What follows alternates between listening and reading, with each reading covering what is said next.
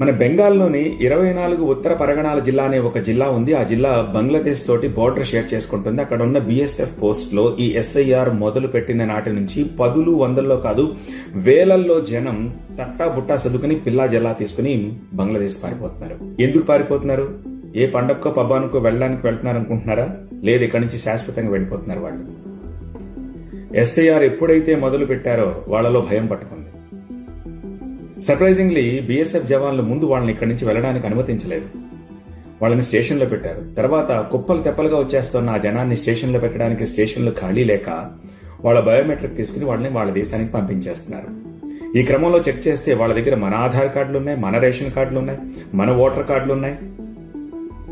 మన దగ్గర పౌరులకు అందాల్సిన సబ్సిడీని వాళ్ళు తీసుకుంటున్నట్టుగా తెలిసింది.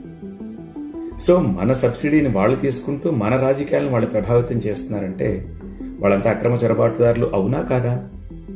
SIR లాంటి ప్రక్రియ ద్వారా అలాంటి వాళ్ళని దేశం నుంచి బయటకు గెంటయ్యాలా వద్దా? అందుకనే ఇప్పుడు చెప్పండి అంటున్నాను, SIR ఉండాలా వద్దా? ఈ ఫస్ట్ ఫేజ్ SIR లో 9 రాష్ట్రాలు 3 కేంద్రపాలిత ప్రాంతాలు ఉన్నాయి. కానీ ఆ 8 రాష్ట్రాలు 3 కేంద్రపాలిత ప్రాంతాల్లో బెంగాల్లో వస్తున్నంత వ్యతిరేకత అయితే రావట్లేదు. మరి బెంగాల్లోనే ఎందుకు వ్యతిరేకత వస్తోంది? అది కూడా కొన్ని పొలిటికల్ పార్టీలకి ఎందుకు ఇది సమస్య అవుతోంది? వీళ్ళంతా ఎందుకు భయపడిపోయి కలుగుల్లో దాక్కున్న వాళ్ళంతా ఇంతకాలం పుట్టల్లోంచి బయటకు వచ్చి జరజరా పాక్కుంటూ వాళ్ళ దేశానికి పారిపోతున్నారు? ఇప్పుడు చెప్పండి, SIR అవసరమా కాదా?